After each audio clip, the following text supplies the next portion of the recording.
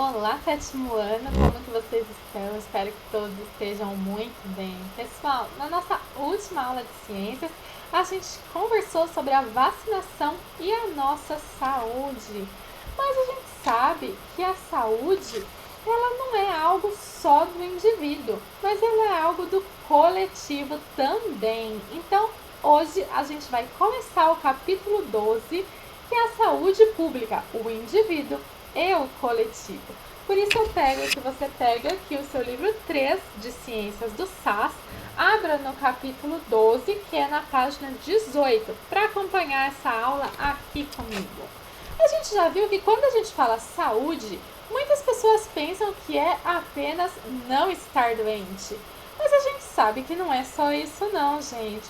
Saúde tem a ver com os hábitos que a gente tem relacionados ao nosso corpo, a nossa mente, as medidas governamentais, o que o governo faz para manter a população saudável, ações, tanto eu sozinha, indivíduo, como ações coletivas da população como um todo.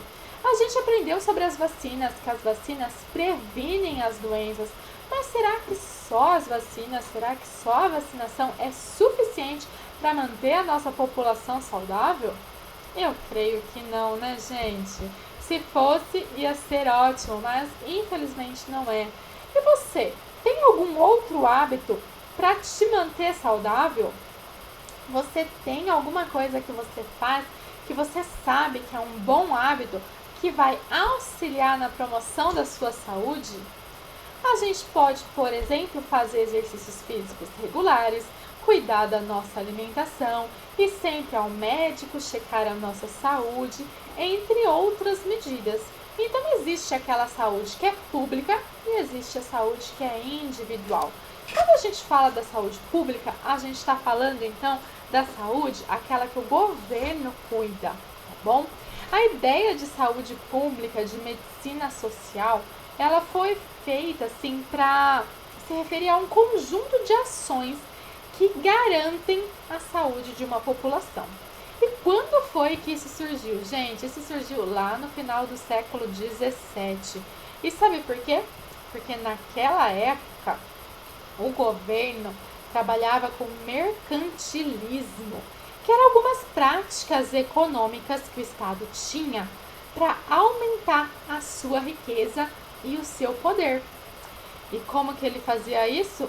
Utilizando as pessoas. Então, o corpo das pessoas passou a ser visto como mercadoria, porque o meu corpo era utilizado para trabalhar. Se eu estivesse doente, se eu estivesse mal, eu não conseguia trabalhar adequadamente, não rendia o tanto para o meu patrão, né? Então, foi lá na França e na Inglaterra que eles começaram a se preocupar com o estado de saúde das pessoas. Será que aqui a nossa população é saudável? Será que eles têm saúde? Será que eles vão conseguir trabalhar? Então, eles começaram a fazer esses levantamentos e ver qual que era a população economicamente ativa. Quem aqui da nossa população que realmente está em condições de saúde boa para poder ir trabalhar? Mas, gente, eles só fizeram a pesquisa, não fizeram mais nada nessa época para promover a saúde da população.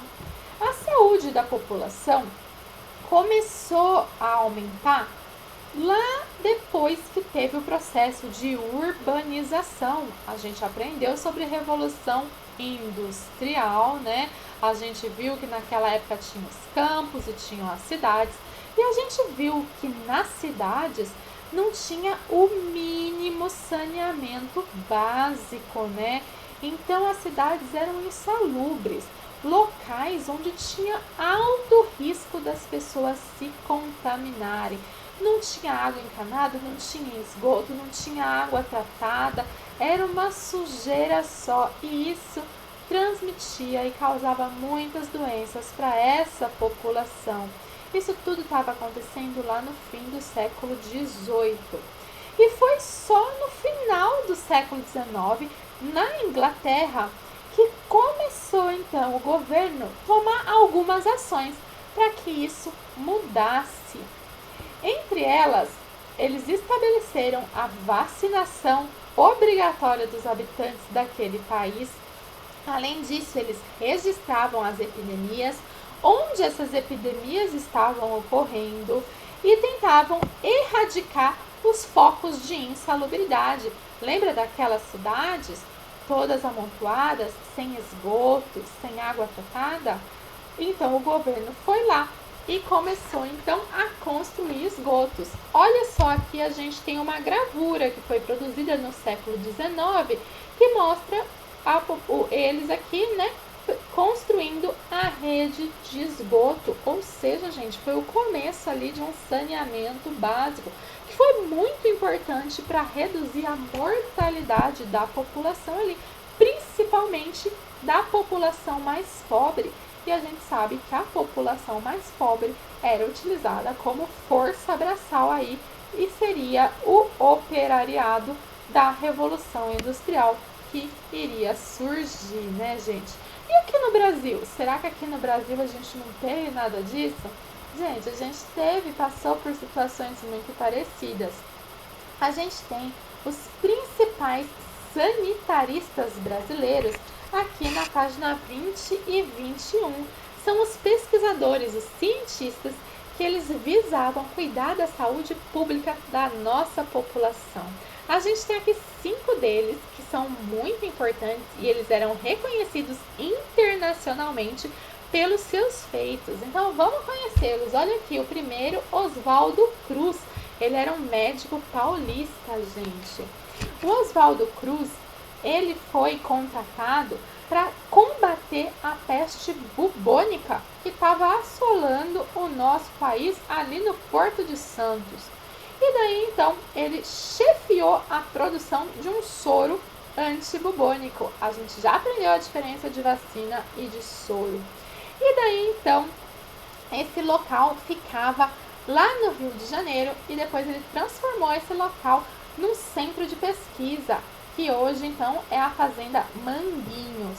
Depois ele foi nomeado, então, diretor da saúde pública pelo presidente e assumiu a missão não só de combater a peste bubônica, mas também, gente, a febre amarela e a varíola no Rio de Janeiro. E combatendo a febre amarela, ele combatia o mosquito Aedes aegypti. E foi ele que declarou obrigatória a vacina da varíola, só que daí o governo não avisou ninguém o que estava acontecendo e teve a revolta da vacina, igual a gente viu lá no capítulo anterior. Gente, o próximo, Carlos Chaga, um médico mineiro, ele foi lá para o Instituto Manguinho e virou colega do Oswaldo Cruz. Gente, ele lutava contra a malária, uma outra doença que assolava aqui o nosso país. E daí ele foi numa expedição e ele ficava coletando insetos para ver quais insetos poderiam transmitir doenças para o ser humano. E nessa coleta ele descobriu então que esse inseto aqui, ó, o barbeiro, ele transmitia um protozoário para o ser humano, causando uma doença. Em homenagem ao Oswaldo Cruz, ele batizou esse inseto com nome científico, o protozoário com nome científico de Trypanosoma cruzi, de cruz. E daí então o Oswaldo Cruz avisou a Academia Nacional de Medicina que ele tinha descoberto qual que era a doença e qual era o causador da doença, como que passava a doença. Então eles deram o nome da doença em homenagem ao Carlos Chaga. E hoje então a gente chama essa doença de doença de Chagas, né? Em homenagem ao Carlos Chagas. A gente também teve, ó, o Adolfo Lutz, que é um médico carioca. Ele estudou até na Suíça, gente, atuou em várias cidades dentro e fora do Brasil e ele lutava contra a esquistossomose, também conhecida como barriga d'água, que é uma doença que atinge a população principalmente lá do Nordeste. Gente, fica lá no intestino da pessoa, os ovos, né? E daí os ovos saem nas fezes, caem nas águas, e daí dentro da água contamina um caramujo. Dentro do caramujo vira outra larvinha que daí entra na pele do ser humano quando o homem vai nadar na lagoa. E daí vira verme de novo dentro do ser humano, verminose. e fica com a barriga bem inchada. Então, olha aqui, ó, a gente tem aqui o Esquistossoma mansoni. É o verme, ó, tem dois, o macho e a fêmea. A fêmea é o pequenininho e o macho é o grandão aqui, tá vendo? E foi ele que desvendou o ciclo dessa doença. Foi ele que ajudou a entender que tinha o negócio da lagoa, do caramujo, como que entrava dentro da pessoa. Ele ajudou a fazer tudo isso. Olha que importante que foi para combater essa doença. Porque se a gente sabe como que funciona a doença, a gente consegue combater. A gente também teve o Emílio Ribas, um médico paulista, que ele se engajou contra a febre amarela. Foi ele que descobriu também como que era o mecanismo da transmissão da febre amarela. Foi ele que entendeu que era pela picada do mosquito Aedes aegypti. E para que ele conseguisse provar isso, vocês acreditam que ele se deixou picar pelo mosquito contaminado? Para provar que era desse jeito mesmo. Então, olha só a importância do Emílio Ribas, né? E por fim, gente, o Vital Brasil, um médico mineiro que trabalhou com Oswaldo Cruz e com Emílio Ribas em São Paulo, pesquisou também o combate da febre amarela, mas também da varíola, outras doenças endêmicas. E foi ele que criou um soro antiofídico contra picadas de serpente, né? E até hoje a gente usa vários soros antiofídicos, né? Com as picadas de serpente. E o laboratório que ele trabalhava, depois de 2 anos, virou o Instituto Butantan, que a gente está ouvindo falar aí, porque o Instituto Butantan desenvolve soros e vacinas e está até desenvolvendo a vacina do coronavírus agora, né? Contra o coronavírus, está nessa corrida aí. Pessoal, nessa primeira aula agora, eu peço que vocês façam o Agora é com você, aqui da página 23, o exercício 1 e o exercício 2. A gente se vê na próxima aula. Tchau, tchau!